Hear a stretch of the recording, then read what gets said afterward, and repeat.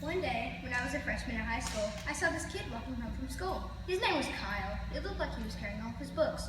I thought to myself, why would anyone bring home all of his books on Friday? He must really be a nerd.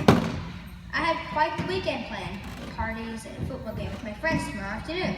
So I shrugged my shoulders and went on. As I was walking, I saw a bunch of kids running toward him. They ran at him, knocking all of his books out of his arms, and tripping him so he landed in the dirt. His glasses went flying. I saw them land about 10 feet in front of him. He looked up and I saw a terrible sadness in his eyes. As I handed him his glasses, I said, "Those guys are jerks. They should really get lives." He looked at me and said, "Hey, thanks." There was a big smile on his face. It was one of those smiles that showed real gratitude.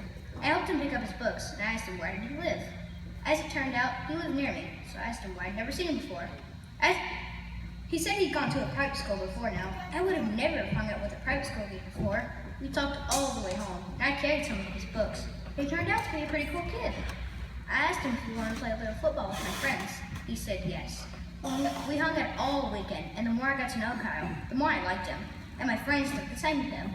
Monday morning came, and there was Kyle with a huge stack of books again. I stopped him and said, "Hey, big guy." I stopped him and said, "Boy, you are really going to build up some serious muscles with that pile of books every day." He just laughed and handed me half of the books. Over the next 4 years, Kyle and I became best friends. When we were seniors, we began to think about college. Kyle decided on Georgetown. I was going to Duke. I knew that we would always be friends and that the miles would never be a problem. He was going to be a doctor, and I was going for a business on a football scholarship. Kyle was valedictorian of our class. I teased him all the time about being a nerd. He had to prepare a speech for graduation, and I was so glad it wasn't me having to get up there and speak.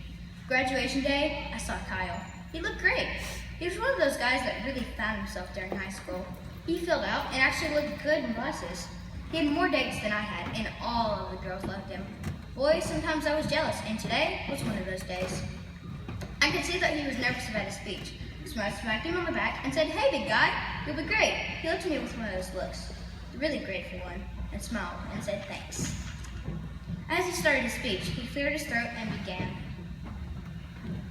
Graduation is a time to thank those who have to make it through those tough years. Your parents, your teachers, your siblings, maybe a coach, but mostly your friends. I'm here to tell all of you that being a friend to someone is the best gift you can give them. I'm here to tell you a story. I just looked at my friend with disbelief as the first day we met. He had planned to kill himself over the weekend. He talked of how he'd clear out his locker so his mom wouldn't have to do it later and was carrying his stuff home. He looked at me hard and gave me a little smile. Thankfully, I was saved. My friend saved me from doing the unspeakable. I heard the gasps go through the crowd as this handsome popular boy told us all about his weakest moment. I saw his mom and dad looking at me, that same grateful smile. Not until that moment that I realized its depth. Never underestimate the power of reactions. With one small gesture, you can change a person's life, for better or for worse. God puts us all in each other's lives to impact each other in the same way. Look for God in others.